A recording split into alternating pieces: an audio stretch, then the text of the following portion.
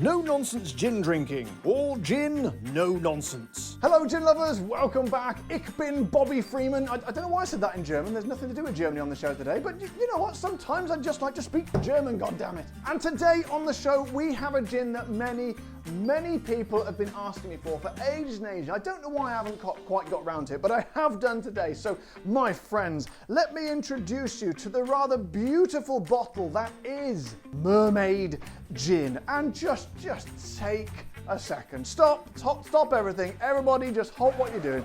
Take a second to take in the sheer beauty of that bottle. But just look at it. Look at the little scaly edge. It's just, I mean, I've seen some nice bottles on this show, but this one, good God, you just want to, I don't know, lick it or mate with it or something. But I won't, because it's not that kind of show. However, what I am worrying about though, when you do get a rather fancy bottle like this, are you going to have to pay a load of money because it's an expensive bottle to cover that price? Well, you'll have to wait till later in the show to find out. In the meantime though, let's find out a bit about it and what they're all about. Now this gin I know is from the Isle of Wight. Now if you're not familiar with the Isle of Wight, it's basically when you've got the sort of the UK sort of like that, that's sort of coming down here. Scotland's up there, Wales is over there. I feel like a weatherman. And you've got the south coast down about here and the sea here and France down there somewhere. The Isle of Wight is kind of a little island about sort of around there. It's kind of like, imagine if the UK had done a little poo, it just plopped out. That's kind of where the situation, oh God. By the way, if you are from the Isle of Wight, or indeed on the Isle of Wight, I do apologise about that. It was a rather clumsy analogy. However,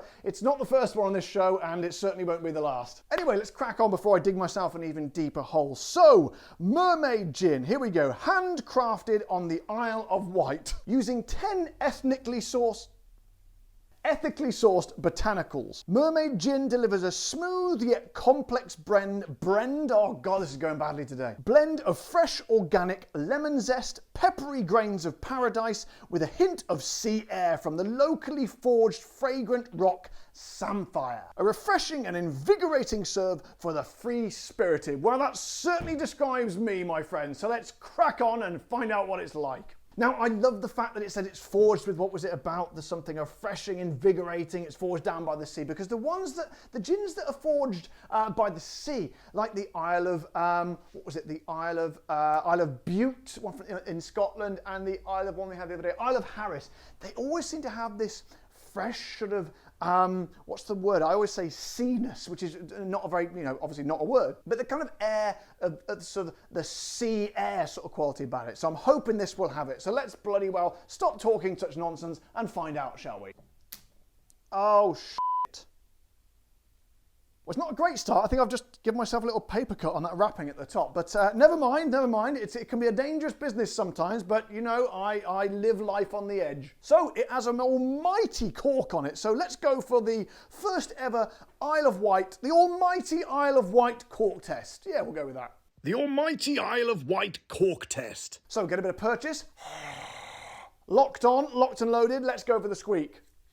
Ooh, it's a very silent squeak, but a very, very free running cork. I've never had that before. So here we go for the full pull. Here we go. Oh dear. Oh dear, oh dear. A rather disappointing and muted cork test today, but never mind, it doesn't matter. It's just a bit of fun. So then, now one thing I do like is this kind of spout where it's sort of splayed out like that, because it makes it much, much easier to pour and means I don't get gin all over the desk, which is always a good thing. So, there we go, in the glass. Let's get the old nostrils in there and have a good old sniff, shall we? So, holy shit. Ooh, ooh, ooh, ooh. Oh, I tell you what, it's thick. It's thick and sort of wallowing and heady and sort of, it's like, it reminds me of some gin I've had before. I cannot for the life of me think what it is, but it's kind of thick with herbaceous and sort of, something almost a bit musky as well. I was going to say I've never smelled anything quite like it, but I've just said it. I definitely did it at one point. Do you know what? I think it reminds me, I've got it, of the Brooklyn. Where's the Brooklyn gin? It used to be in my top shelf there for all the best gins, but I've taken it inside because me and Narissa have been drinking it at the moment. But it reminds me of that thick, juniper, heavy sort of, it's almost like you could reach in and sort of pick up the sort of the aroma and just blood, splat it down on the desk. Now there's an image for you. So let's crack on and get the old, oh dear, it's just starting to bleed now. Oh my God, this is a first for the show. I've sustained a gin-related injury, albeit a very tiny one, so I'm not going to worry too much. So let's get the old tonic. What ABV is it? Let's just check. I can't bloody well see. It doesn't seem to say. It's alcohol free. No, it's not. It's 42%, which is about standard for what we'd expect from the London Dry. So let's marry it with the tonic and see what we've got, shall we, gin lovers? Get a bit in there, about like that, I reckon. So here we go. The much anticipated and very extremely beautiful Mermaid Gin from the Isle of Wight. I say cheers.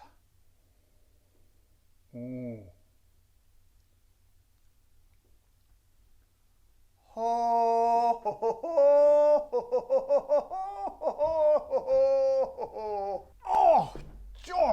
God, gin lovers. Oh my God. Oh, I love doing this show. I love this show. I may not have millions of subscribers and sort of one of these sort of YouTube mega stars, but I tell you what, I love doing this. And this is one of those moments where it makes me really appreciate it, because that is just heaven. Honestly, it's like,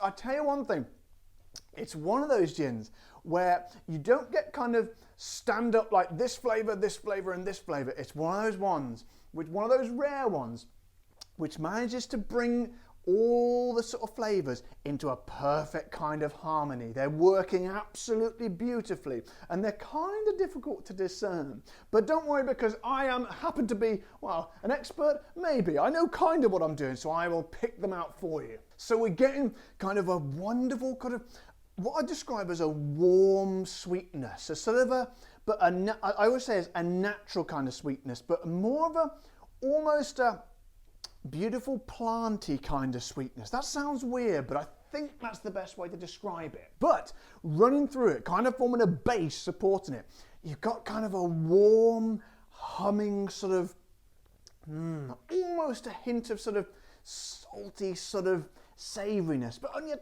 tiny bit. It's sort of in the background somewhere. It supports that sweetness. It's that sort of salt-sweet sort of offsetting sort of thing we've had before, the sweet-the-salt situation. And I love it. I love it when that happens. A bit of sweet and saltiness is great, but again, as I've said before, with the ones that seem to be made by the seaside, I don't know how they do it. It must be something in there. It must be the sea air. Somehow, when they're distilling the gin or bottling it, a bit of that sea air kind of just gets in there and gives it this beautiful kind of freshness. I've said before, when you stand on the beach and the waves are crashing against the rocks and it goes up in the air and it's kind of sort of atomizing, you just go, that kind of sort of saltiness or seainess, as I always say, it's got that in there, and it's just, oh God, it's just gorgeous. This is going to sound weird. This is going to sound very weird, but it kind of tastes like the bottle looks. That if you could imagine these tastes in colour, that's the exact colour I would imagine it tasting like. And I don't know if that's why they decided to go for these colours, but I mean, probably not. They just look absolutely amazing. It's got the whole package. It really has. And kind of bringing it all together is, as I said with the smell, that almost kind of a thick, junipery muskiness. It's in there as well. It's kind of a fog surrounding all these flavours and kind of binding them all together. I reckon it's kind of juniper heavy, and that's always got to be a good thing with gin, because gin is juniper. If it ain't juniper, it ain't gin.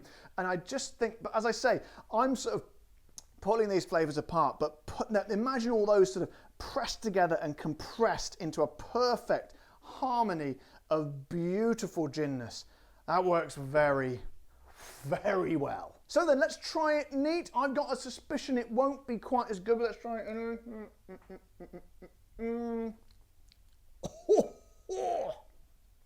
Right, okay.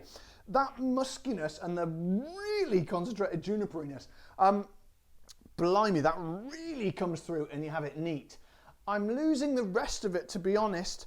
Sharp sting of the alcohol as well, obviously, but it's kind of a musky kind of gin when you drink it neat. Some people might like it, but again, as I always say, to me, the tonic just lets it breathe and sing. And but might be worth, even if you don't drink it usually, might be worth giving it a go because it's quite something. So then, my friends, I alluded earlier on to perhaps the fact that this bottle is so sort of elaborate and obviously costs quite a bit of money, because obviously when you're making gin, you have to factor in the price of the bottle, and that's not going to be cheap to get that sort of fish scaly effect. So are you going to have to pay quite literally through the nose, like the Isle of Harris gin the other week, which was absolutely delicious because it had that bottle with the sort of the wavy sort of, looked like, I don't know, waves of the sea or something on it. That made the gin very expensive because I think you were paying mostly for the bottle there. However, my friends, I have good news, because this little chap only set me back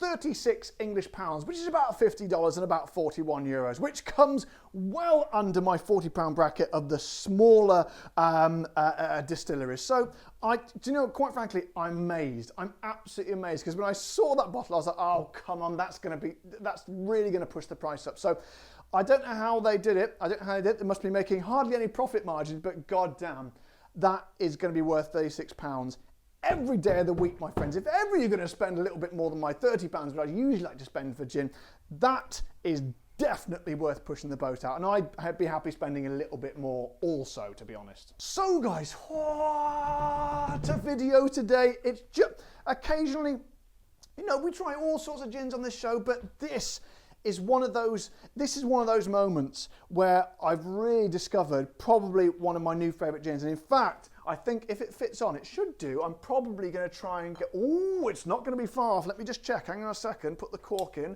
Let's just borrow the tank away a second. Oh, it just slots in there. I'm going to try, I might take the tank away into the house and finish that off, because I've had it for a while. This might even go, well, it will, I'm telling you, it will go on the all-star shelf up there. So I would say, anyone thinking of trying this, you know, have been sort of, I don't know why it put me off. It took me so long to get to it. Actually, I've got a bit of a confession to make.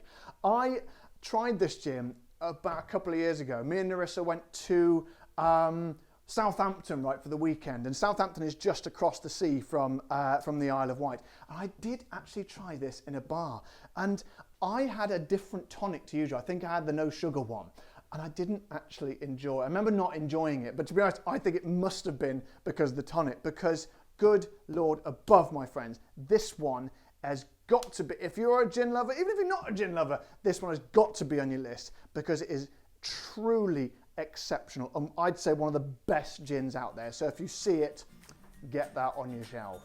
So guys, that's me done for another day. If you found this video amusing, informative, or sort of if it may changed your life in any way, shape or form, for the good or for the better, then please don't forget to subscribe to my show, press the little like button and the bell icon so you get notified when my new videos come out. And if you want to support the show, please head to my Patreon page or click the join button below the video. But until next time guys, you know the drill. Take care, stay safe. Thank you to all my, not to drink off then. Thank you to all my patrons and members, and of course, keep drinking the gin.